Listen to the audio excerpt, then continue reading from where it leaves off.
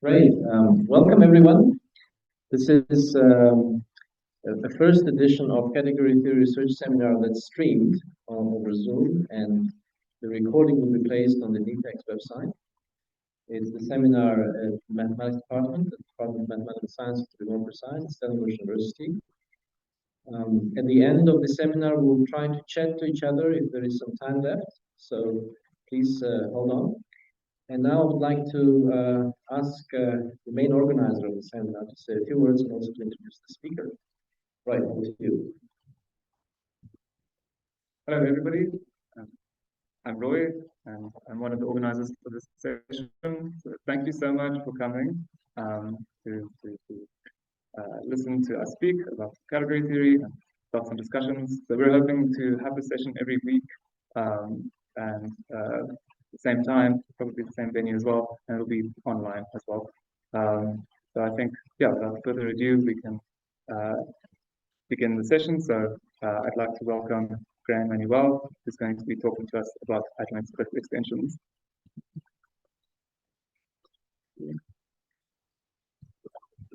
Yep.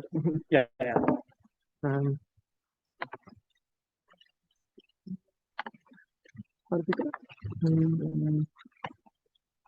Great, cool. And is this mic work, or I think it's just picking me up. okay? So yeah. Okay. So hopefully everyone can hear me.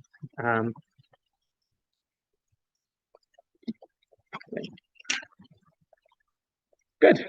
So yeah, what I'm going to be talking on today is joint work with Nelson Martins-Ferreira and Ulo Reimaa. So let's get started. So before we start talking about anything complicated like extensions of categories, I just thought I would kind of first start by talking about semi-direct products of groups. So in case not everyone knows about kind of semi-direct products, of course, I know some people here are very, very familiar with things like semi-direct products, but maybe some other people are less familiar. So suppose we have some kind of group G, and we have two subgroups. We have a subgroup H and a subgroup N, and the subgroup N is also a normal subgroup. And suppose that every element of the group can be expressed uniquely as a product NH, where N comes from the subgroup N and H comes from the subgroup H. Then in this case, we say that G is a semi-direct product of H and N.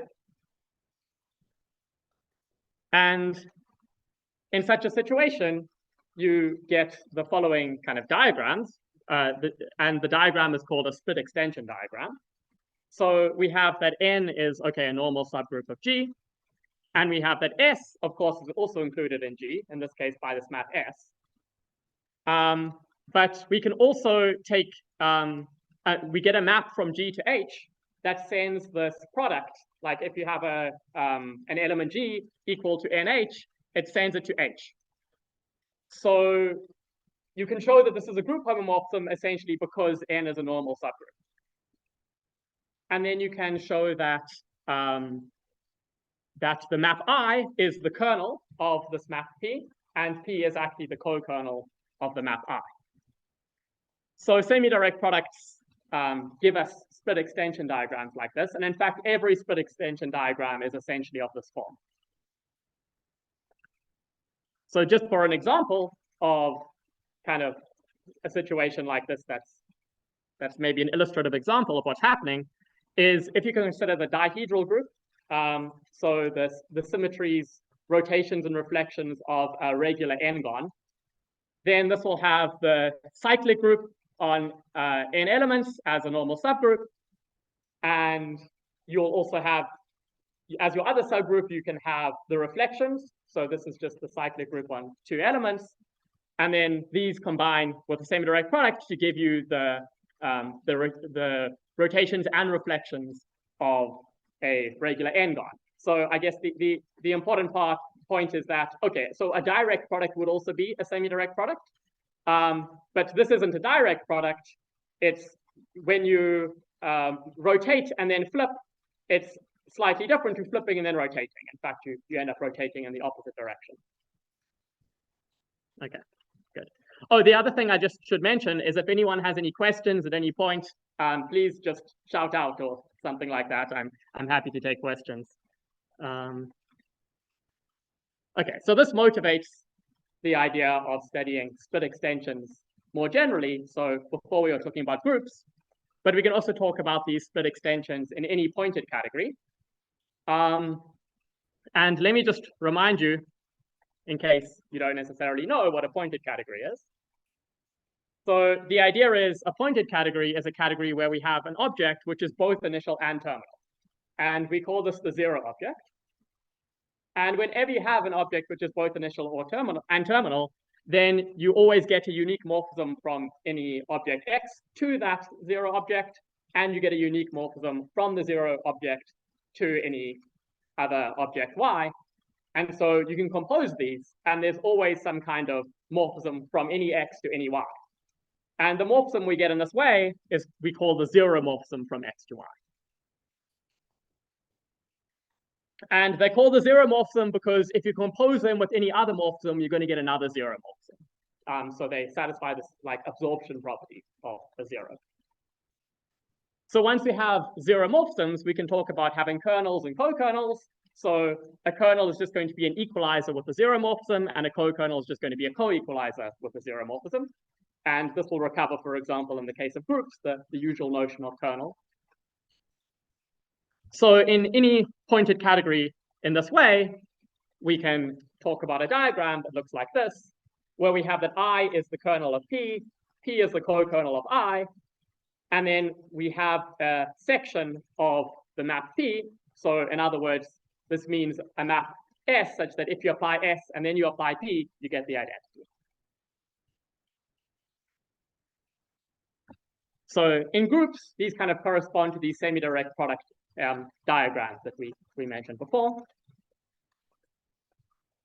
But in a general category, maybe these things aren't as well behaved as in groups, right? So if you have a more general category, things might not work quite as well as groups. So we might want to restrict to a certain class of split extensions. So one thing we might want to do is we might want to ask that this morphism I and this morphism S are jointly extremely epic. So in the case of groups, we know this is true because like in our semi-direct product diagram, we have everything in the group is expressed as a product of something from the one group and something from the other group. So in other words, this is kind of, in general, this condition is saying that the images of X and the image of B under these maps generate the structure in the middle. So in groups, every split extension is of this form. And if this is the case, we will say that the category is protomodular. Okay. Good. Any questions or anything? Okay. I have a question. So, yeah. Graham. So Yes. I was wondering, because the Grothendieck construction can recover the semi-direct product of groups. Do you know Yes. if it can also recover any split extension somehow? Yeah, I think this is an interesting question. So yeah, so in the group case, yeah, you can use the Grothendieck construction to say something about like, yeah, the semi-direct products. Yeah, in general, it's I think probably there is something you can do like that, at least in certain cases.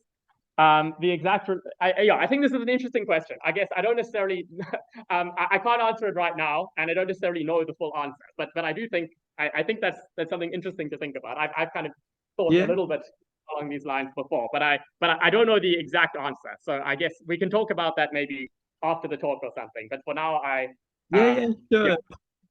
Thank you. Sure. No, but I do think that's an interesting thing to consider. Okay, so this is about split extensions in one category. So these have been well studied. So now I want to talk not about split extensions in categories, but split extensions of categories. So we're like one dimension higher. And why would we want to talk about these? Well, there are a number of examples that we can see that we think maybe look a little bit like split extensions of categories. So there seems to be some analogy for something happening one dimension up. So let's just see a few examples of what I think should be examples of split extensions of categories. So we see what we want to generalize, and then we'll see how to formulate a concept of this later. So to start with, for one example, we need the notion of a cocommutative Hopf algebra. So it doesn't matter if you aren't an expert in Hopf algebras or anything. This is just an example, so we can just kind of consider it. And we need to work with Hopf algebras over an algebraically closed field of characteristic 0. So just if you don't know what a cocommutative Hopf algebra is, you can think of it as an internal group in the category of cocommutative coalgebras. And a cocommutative coalgebra is kind of like the dual to a commutative algebra. So for a commutative algebra, you can have a unit map, which you could say express as or like a unit, I guess, if you don't think of it as a map, but you can express it as a map from the kind of unit of the monoidal category. So in this case, K, into your vector space V, and you have a multiplication going from V tensor V to V. But for a coalgebra, you just have the maps going in the other direction, and they satisfy certain axioms. Okay. But as I say, the precise definition, maybe it doesn't matter. But there is this notion. And we get an interesting kind of diagram of categories that looks like this, relating these cocommutative Hopf algebras, Lie algebras, and groups. So to say something about this diagram, if you have a group, you can take the kind of group ring or group algebra obtained from the group, and this can be equipped with the structure of a cocommutative Hopf algebra. So this is this map K. Then if you have a Lie algebra, there's what's called the universal enveloping algebra, which we're calling U, and that gives you a cocommutative Hopf algebra. On the other hand, if you have a cocommutative Hopf algebra, you can consider the elements kind of X such that when you apply the co-multiplication, you get X tensor X. And these are called the group-like elements, and these form a kind of group. So this will give us this functor G. And then there are other elements called primitive elements. When you apply the co-multiplication, you get something 1 tensor X plus X tensor 1. Okay, these will give a Lie algebra. So there's just a whole lot of functors involved. But the point is they form a kind of diagram like this. It looks a little bit like an extension diagram, but they're extremorphisms everywhere. So rather than having one kind of map going in on the left and then two like coming out in opposite directions, we've got these 2 maps on the left and 3 maps on the right, and also there are all these adjoints everywhere. So it turns out that this construction of taking the group algebra is actually adjoint on the left and on the right to this functor G. So there are a whole lot of adjoints, but we get a diagram like this. And notice that, well, if you don't know anything about this, you won't be able to notice, but I'm telling you that if you take the universal enveloping algebra of a Lie algebra, and then you look for the group-like elements, then you just get the trivial group. So in some sense, when you compose these 2 maps, you get 0. So again, maybe it's acting something like an extension. And the other thing we notice is that every cocommutative Hopf algebra can be written as a semi-direct product of something coming from a Lie algebra and something coming from a group. And in particular, you can take your cocommutative Hopf algebra in the middle, and you can map it out with G, and then map back with K, and you can map it out with P, and map back with U. And then you can take some kind of semi-direct product construction, and you can obtain the thing in the middle. So this maybe you think of as kind of saying that the cocommutative Hopf algebras are generated by the Lie algebras and the groups. But rather than being generated by like multiplication or something, it's generated by semi-direct products. So again, we're kind of using kind of the one categorical ideas kind of to generate things in the higher categorical level. Okay, so this is kind of the first example, which is maybe an interesting thing to think about. Yeah. So yeah. So this is some kind of famous like, well, that all of these things exist in some sense are famous results for Hopf algebras, but kind of, yeah, the idea is to view this as an extension, I guess. So another example, again, okay, so all of these examples require lots of maths, unfortunately, but again, just an example. So if you don't know what a topos is, don't worry too much. But another example is given by what are called Artin glueings of toposes. So yeah, I'm not going to worry about the definition of a topos. I'll just tell you that you can think of a topos as in some sense being a category that represents some kind of generalized topological space. So think of these as topological spaces kind of being encoded by categories. And what Artin gluing does is you can take two topological spaces and you can kind of stitch them together and get a larger topological space such that your one topological space becomes an open subspace and your other topological space becomes the complementary closed subspace. So we kind of just take the disjoint union of the underlying sets, but then we need to do something with the topologies to, that's not necessarily just the coproduct, but one will end up being an open subspace and one will be a closed subspace. So if you do this for toposes, you get another diagram which looks like this. Again, very similar. I have highlighted dual because if you're very paying a lot of attention, you might notice that the adjoints are going in the opposite direction to the previous example. So this is kind of dual. You kind of need to invert the two cells, I guess, or like take opposite things for the two cells. The adjoints all go in the other direction, but don't worry about that too much. The point is we do get a diagram which looks quite similar that represents this Artin gluing construction.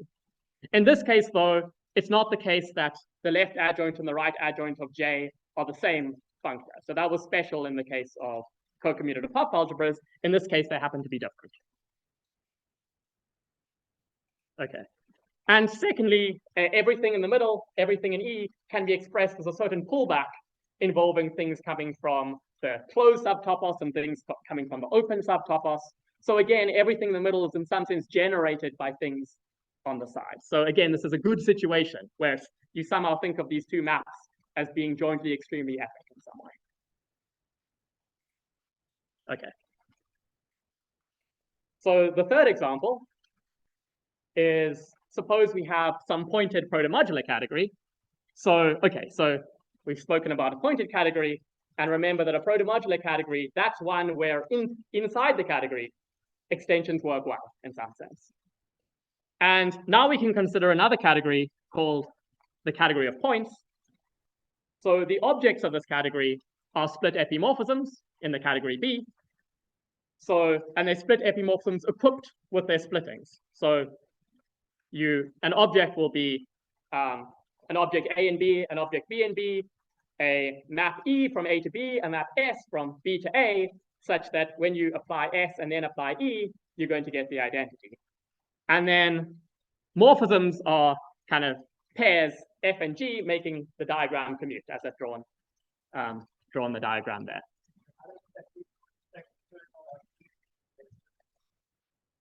Yeah, well, in some sense you do understand, right? So yeah, we say we're talking about these split epimorphisms, but you can also think of them as being like half an extension, and then you can just take the kernel to get an extension. Yeah, good.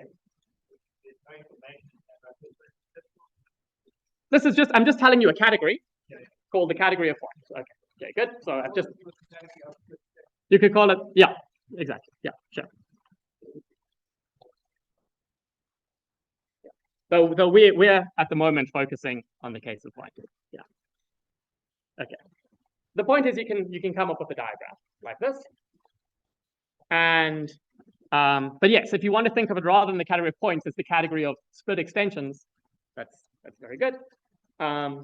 So these assemble into a diagram. So let's look at some of these functors. So the functor, maybe the most obvious functor from the points of B to B is take the codomain. So take the codomain of the split epimorphism. This gives a functor. And this has adjoints. In fact, again, this is one of these situations where both the adjoints are the same. And it takes an object B and it takes it to the identity on B. So it's just the identity map from B to B with the identity splitting. And then on the other hand, we can take the kernel, as you suggested. If we take the kernel, then we will have another functor from this category of points to B, and it will have an adjoint. And what that does is it takes an object A and it sends it to the unique map from A to 0. And then again, it has a unique splitting because we're in the pointed case.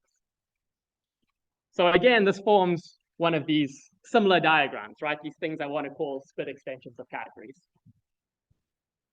And one thing that's quite notable that we'll see later in the talk is that properties of this extension here relate to properties of all extensions in B.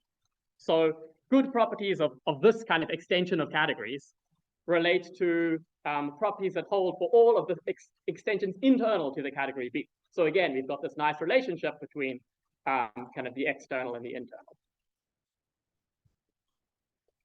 Okay. I guess I'll stop there and ask if there are any more questions or anything. Okay. So now we've seen a lot of examples. Maybe we're in the position where we can start to say, okay, maybe we can define what an extension of categories is, but I want to call them adjoint split extensions, right? Maybe someone else can define non-adjoint split extensions, but all of these involve adjunctions in some way. We call them adjoint split extensions. And it'll involve, okay, we see all these adjunctions, so maybe it's a good idea to kind of come up with some kind of category of adjunctions. And actually, we're going to talk about a two category of adjunctions. And again, just in case maybe not everyone's seen what a two category is, I'll remind you, I'm not going to give a proper definition, but it's like a category, but where we also have morphisms between morphisms. So the typical example is cat. So in cat, your objects are categories. You have morphisms, which are functors, but you also have these natural transformations that go between functors. So there's kind of an extra level of structure. And so we consider an extra level of structure here for this category of adjunctions, but I want to consider it where the objects are categories that have both an initial and a terminal object. So I don't mean a zero object. I just mean they have a terminal object and they have an initial object, which might be distinct. And as one cells, we have adjunctions, and as two cells, so two maps between morphisms, as I said, those are natural transformations. And it turns out these are in some sense like pointed, because the one object category is going to be both initial and terminal. So normally in cat, we have that the one object category will be terminal. So you can imagine, okay, there's going to be a functor from everything to this one object category. But it will actually have a right adjoint, because the right adjoint will it will send this single object to the terminal object of the other category. So in fact, that means it's terminal even in this category of adjunctions. It's also initial in the category of adjunctions, though, because if you take the single object, you can map it to the initial object of the categories in question.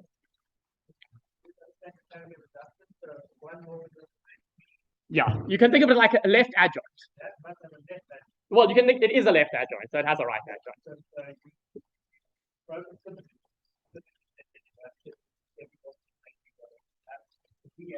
Yeah. Sure. I mean, the other, it's just like difference between taking opposites and stuff. Yeah. But yeah, and this category, I must say, we expected it to be studied more, but we haven't really been able to find very much about it. So if anyone is an expert or knows anything about limits and co-limits and stuff in this category, I'd be very, very interested to hear about it, because we weren't able to find very much about this. But yeah, so it's very interesting that it has a zero object if your categories have an initial object or a terminal object. And the other thing I'll just mention quickly is if your categories have products and co-products, then this two category like is byproducts in a sense. So again, it's kind of quite interesting how this happens. So in order to define an extension of categories, we want to talk about kernels and co-kernels, but in this category. So, okay, it's actually a two categories, so we need to be careful. We must do two categorical things, but let's not worry about that. We want to define kernels and co-kernels in this category. And we're pretty sure, or we think we have a proof that, so equalizers and co-equalizers don't always exist in this category of adjunctions, but we think when they do, they're given by equalizers in cat. And always equalizers. So the kernels are equalizers, and the co-kernels are equalizers of the adjoints. So it's never co-equalizers in cat, it's always equalizers in cat. We think this is true whenever there exists. So we have a proof, but I'm not super convinced by the proof necessarily. So maybe this is wrong. But if this is wrong, then we can fix it. So just assume it's right for the talk, because there's a slightly more complicated way to formulate things. Essentially, we want this to be true. And we can kind of force it to be true by formulating things differently. But it's easiest if we just assume that this works. I mean,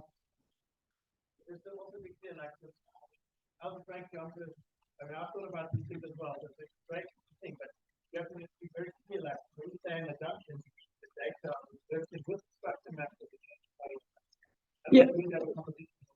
Yeah, so I mean, there are many ways you can define it. You can think of them as functors with the property of being left adjoints, and then, or you can think about them, yes, the left adjoint and the right adjoint and all the data, and okay, but either way, you get something that's equivalent. One way you get an actual two-category, the other way you get a bi-category. Yeah.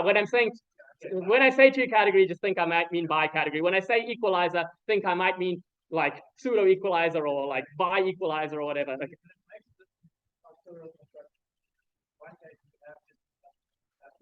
Yeah, just assume that everything's weak in theory. Like, yeah.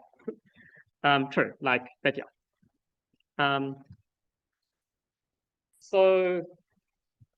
Okay, so now we can define an adjoint split extension of categories. So it's almost just saying a split extension in this category adj, or adj initial terminal type thing.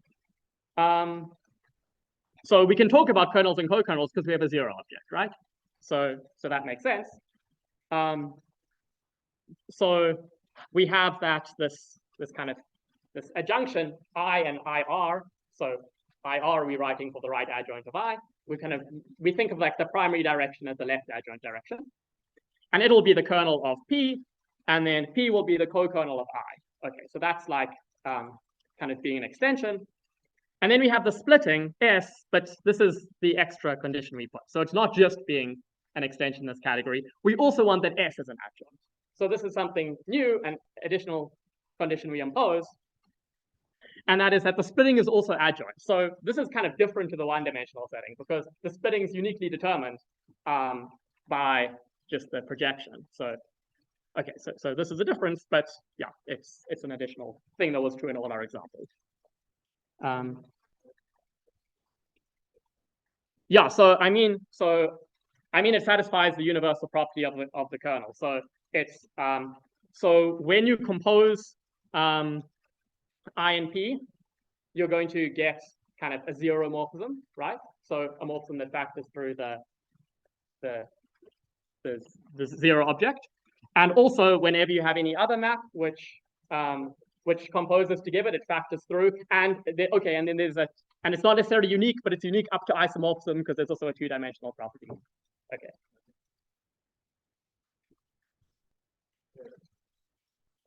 Yeah, so we're in the category of adjunctions, right? So a morphism is an adjunction. Yeah.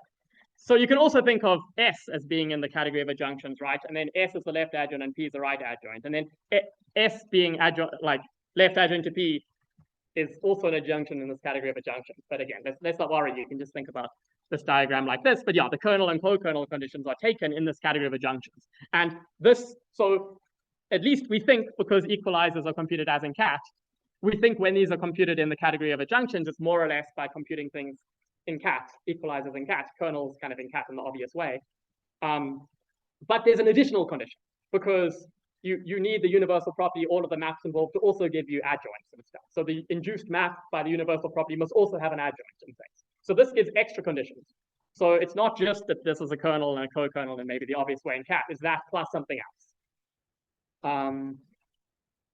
Okay. But is that clear what the definition is, at least more or less saying, at least in abstract terms? So we can now prove a lemma to understand more what this is saying. So if we have this like short exact sequence of categories, so we're just thinking of an extension but with alpha splitting. And you want to know when is it an exact sequence in adj? So when is the one the kernel, when is the other the co-kernel? And it turns out you can check it quite easily. You need to compose pi must be the zero morphism.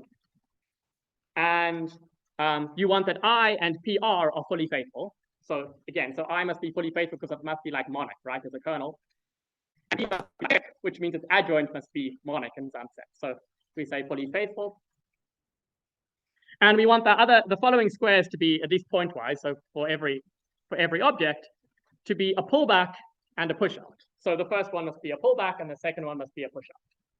And this is the additional condition. So when you have that it's when you have these things work nicely, if you assume this as an additional condition, that will show that it is actually a kernel and a co-kernel in the category of adjunctions.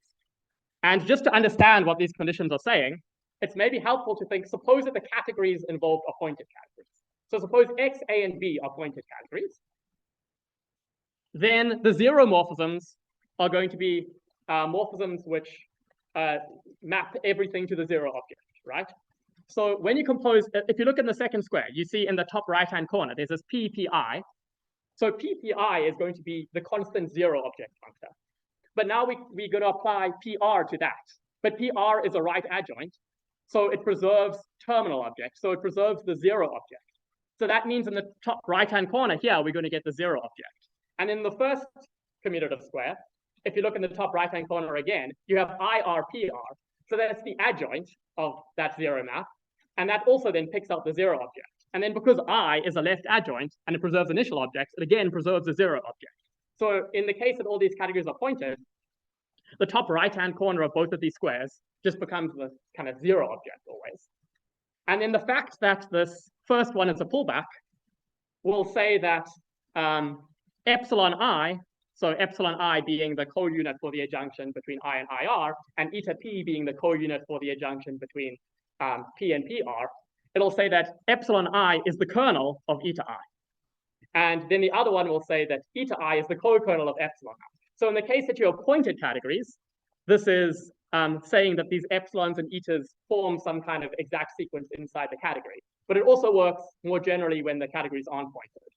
And this is related to ideas of like torsion theories and things. So what we get is something slightly more general than a torsion theory because we aren't in the pointed context. But it's also not what people have studied before for like non-pointed torsion theories. It's something different. But yeah, so these are the conditions that you can use to check this. Okay, so now we can talk about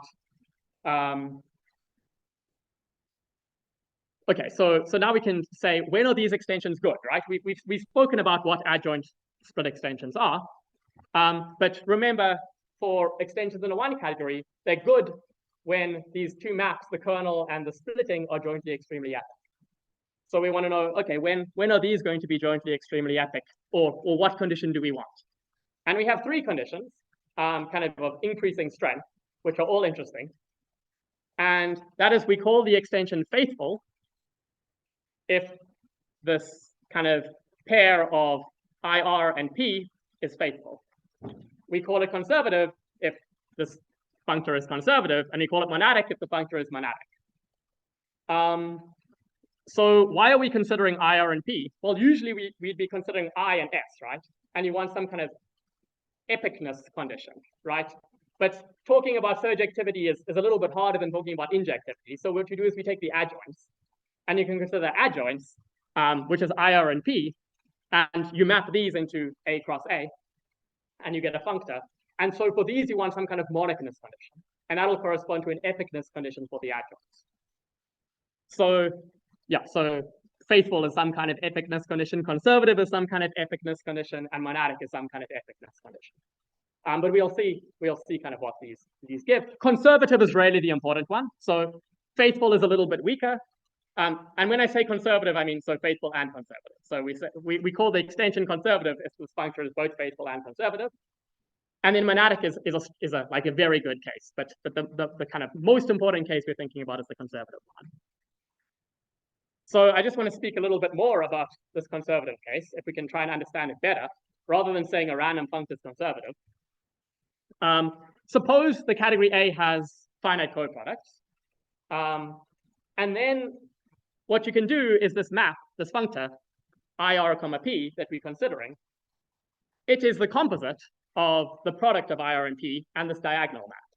So if we have coproducts, then you can take the left adjoints because IR and P are both right adjoints, so they both have left adjoints. And then the adjoint of the diagonal map will be taking coproducts. And then you get a left adjoint which sends a pair, X comma B, to the coproduct of I applied to X and S applied to B. And the co-unit is given by some co-pairing of the co-units that we had before in the adjunctions. And then there's this property, this result, which is that a co-unit of an adjunction is a pointwise extremal epimorphism if and only if the right adjoint is faithful and conservative. So we want this right adjoint to be faithful and conservative. So we know that this is the same as this co-unit map being an extremal epimorphism. So this means that we're in the case of a conservative extension if and only if this map, so I used round brackets, but I really should have used square brackets in this slide. So we want these to be extremal epis. And actually, it turns out it's enough to show that there's any extremal quotient of something coming from X, co-product something coming from B to S. If there's ever kind of an extremal quotient out of a co-product like that, then it will factor through this one. It'll show that this one's an extremal epimorphism. So what this conservativity condition is really saying, everything in A is some kind of quotient of things that come from B and things that come from X. So again, it's kind of like an extremal epimorphism type condition, right? So not necessarily everything comes from X and B, but everything's some kind of quotient of things that come from those. And then you can prove some nice things. So in the case that we had with this category of points, so suppose B is pointed, but we don't assume it's protomodular, but we assume it's finitely complete in its co-products. Then if you have a split extension of points, this will be faithful, this extension, if and only if B is what's called weakly protomodular. So weakly protomodular just means that in the category, the section and the kernel are jointly epic rather than jointly extremely epic.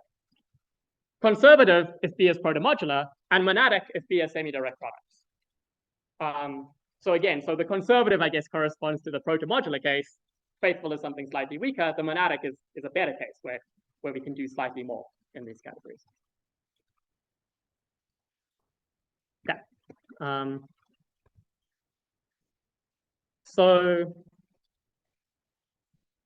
Okay, good. So this is, I guess, a nice, again, some more motivation that these are the right conditions maybe to consider.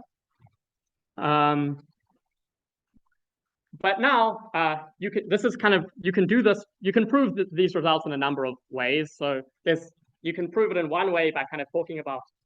So often you can formulate these conditions in terms of like vibrations, and then there's kind of a kind of indexed vibration type weird way kind of to prove this. But there's also kind of a more hands-on way to prove this, which is related to what we're doing next, and that is relating this notion of the external extension diagram to internal extensions. And we've already seen that this exactness lemma, right, the thing I'm calling the internal exactness lemma, that tells us that this thing is an extension of categories if the certain squares are pulled back and the certain ones are pushed out. So suppose we're in the pointed case, all our categories are pointed. Then we said that this means that these units and co-units form an extension internal to the category, right? So what about, do we get a split extension internal to the category? So that's the question. And the answer is no in general, because we want to get another map being the splitting, but the only thing we get it is from this adjunction between S and P. But the adjunction from S and P has the wrong domain. So in order to actually get a splitting, we want to be in this case S equals PR. So S is both a left adjoint and a right adjoint. We saw in some of our examples, we had that this happened, but in others of our examples, it didn't happen. So this is a restriction. And in the case that it happens, we call the adjoint split extension pointed. Now, don't be confused between the adjoint split extension being pointed and the categories being pointed. But there is a reason we call it pointed. It's kind of related to there being like a 5-bit-0 object. But it essentially in the pointed settings, it's often these are the split extensions you want to consider. But in the case that these two adjoints agree, then you do in fact get a splitting. So it turns out this eta map, so the co-unit of that adjunction between S and P, actually then gives you a splitting. So you get an internal split extension kind of from all of this data. And so now what we can do is we can consider the category of all of these internal split extensions. So split extensions that take something in X, something coming from B, and then something in A in the middle, and we have a split extension diagram. And what this construction we did above on this page, it gives us a functor from our category A to this category of split extensions in this sense. and you can show that it's fully faithful. But actually, you can show more. It's an equivalence. So this kind of category of split extensions is in fact the category A. And I'm just showing you what to do for the extension part. You can also work out the splitting, but I don't want to kind of get into too many details. So I won't worry about the splitting yet and just talk about the extension. So suppose we have a general morphism in this category where I have iota and I have pi, and I want to show that it's like isomorphic to this canonical one. And just to give you an idea of what happens, in the one direction, to go from ix to iira, this is using the universal property of the adjunction. And then to go in the other direction, from ira to ix, this is using the fact that iota is a kernel. And then it turns out these are going to be mutually inverse isomorphisms. So you get an isomorphism there, and then similarly, you get an isomorphism on the other side. So it turns out that you actually get an equivalence of categories between A and this category of split extensions. And I just want to mention briefly that for non-pointed extensions, we can do something very similar, but we need to change the notion of internal split extension. So it's a weird like non-pointed extension. And it turns out that you want a certain diagram like this to commute. So your splitting sigma now comes from the wrong place, but you can kind of fill in something to make a commutative square. And this is like the correct notion of a splitting in our more general setting. So again, you can do something like this and show you get an equivalence of categories, but it's a bit more complicated because they aren't actually split extensions. They're these weird generalized split extensions. Okay. Any questions about what I've been doing recently? Okay. Okay, so now we're in a position actually to talk about kind of two-dimensional protomodularity. So remember, protomodularity says all extensions are good. So we can ask, under what conditions are all extensions good? So this would be saying that all of our adjoint split extensions are conservative, right? That's maybe a reasonable condition. So suppose we restrict to the class of pointed protomodular categories, and we'll assume coproduct for simplicity. Then every pointed adjoint split extension gives rise to a split extension in the central category, right? But because A is protomodular, every split extension satisfies this jointly extremely epic condition. Which means, and remember, this means that this kind of co-unit of this adjunction is an extremal epimorphism, which we said corresponds to this functor being conservative. So if A is protomodular, then every pointed split extension is automatically conservative. So when we restrict to those, again, at least if we're doing pointed extensions, in some sense, protomodular categories, the kind of two category of protomodular categories is protomodular, right? But you might ask, what if we want to go more generally? What if we don't want pointed extensions? And then I've only been able to do this in the case where the category is regular, but maybe it holds more generally, I don't know. But at least if the categories are assumed to be regular, then we need these, then every general adjoint split extension is in fact conservative. And we use a result from a new approach to S protomodular categories by Tamaj and Gray, who some of you might have heard of before. And I don't know whether this result was known before or not, because actually it's proved in much more generality in this paper. But essentially the idea is we want that this map sigma and the map iota are jointly extremely epic. And it turns out this is true. So yeah, so we can actually show that if you restrict to protomodular categories, these are in some sense two-dimensionally protomodular. But again, of course, to actually have a notion of two-dimensional protomodular categories, it should work for two categories in general, not just for categories. But yeah, that's all I had to say. Thanks.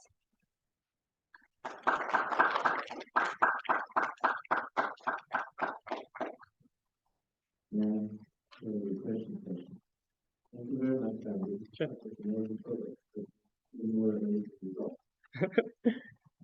Questions from the floor? Or comments?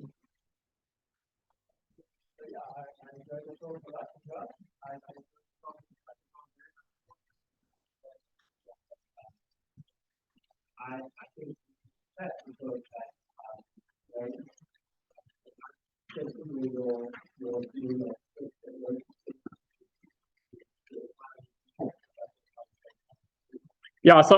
I guess another example I could have said, rather than just Artin glueings, it's like recollements.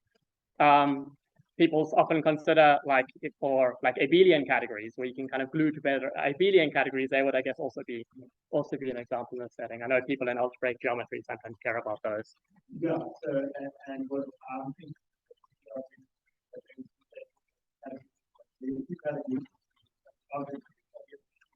Yeah. Okay.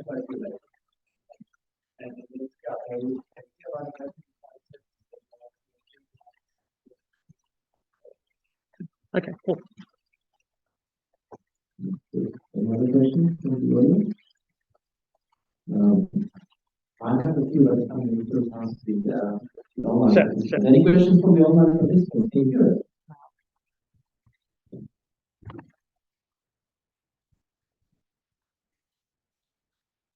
Okay, while they're thinking, well, I have a few things I want to say, but I'd like to get some of them, so I'll speak to you afterwards. Okay, sure. Maybe the first thing I want to say is that it would be very interesting to consider the case of the candidates of orchestra. Okay. Oh, one thing I didn't mention, I guess because I didn't necessarily know what people knew, but I told you this example of toposes.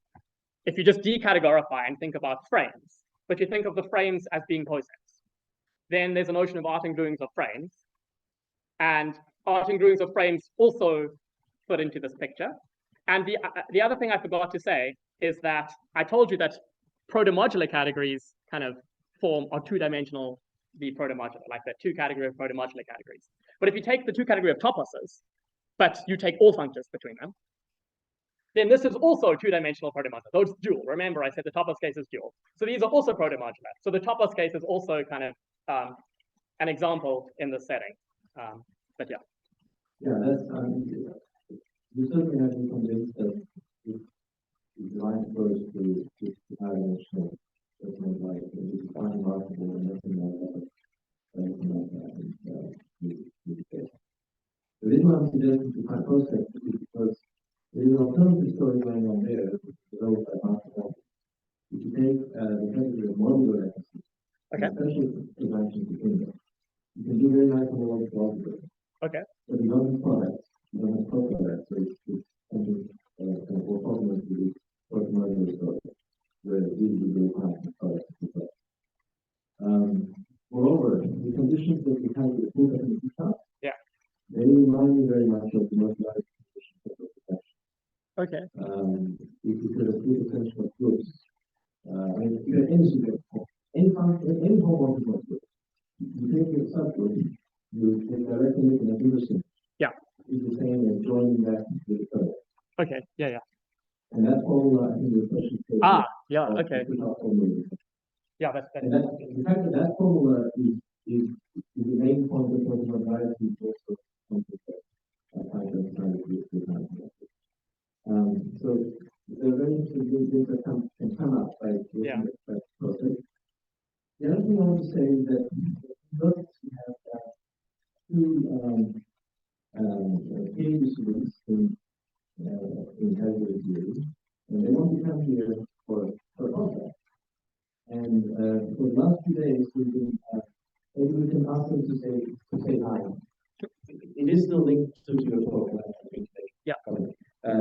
Hi, Luca and Elena. Could you please say hi to us? Hi. Hi. Hi. We didn't hear anything you said, Zura. Yeah, we cannot hear people talking from We inside. only hear Graham. Oh, no. Okay, Oh, at sorry. least you could hear me. Can you hear me now? Yeah. Yes. All right. Sorry about that. So they would like to come here for a postdoc, and we've been having discussions on the topic, and then we kind of converged to the idea of the topic for postdoc being higher dimensional categorical algebra. Oh, okay. And this was before we saw the announcement for your talk. And in fact, we were talking about torsion theories. Yeah. And I saw a lot of hidden total theories. Yeah, exactly. So I was talking in this talk about adjoint. Yeah. Sorry, about split extension. And but if you just consider extensions, it's very much related to total. And I was wondering whether maybe the example you gave with cocommutative algebras, maybe there are other examples where total theory gives rise to split extension of your Yeah. And that could also be a way to define higher dimensional total theory canon. Yeah. So we would like to invite anybody who is interested to work with Luca and Elena to join our postdoc team. But firstly, you, because the topic is very similar. Great. Anything else I wanted to ask? Probably yes, but I'm going to ask it later. Thank you, everyone. Thank you very much, everyone, for coming, and thank you very much, Graham, for sharing with us this wonderful results. Thank you.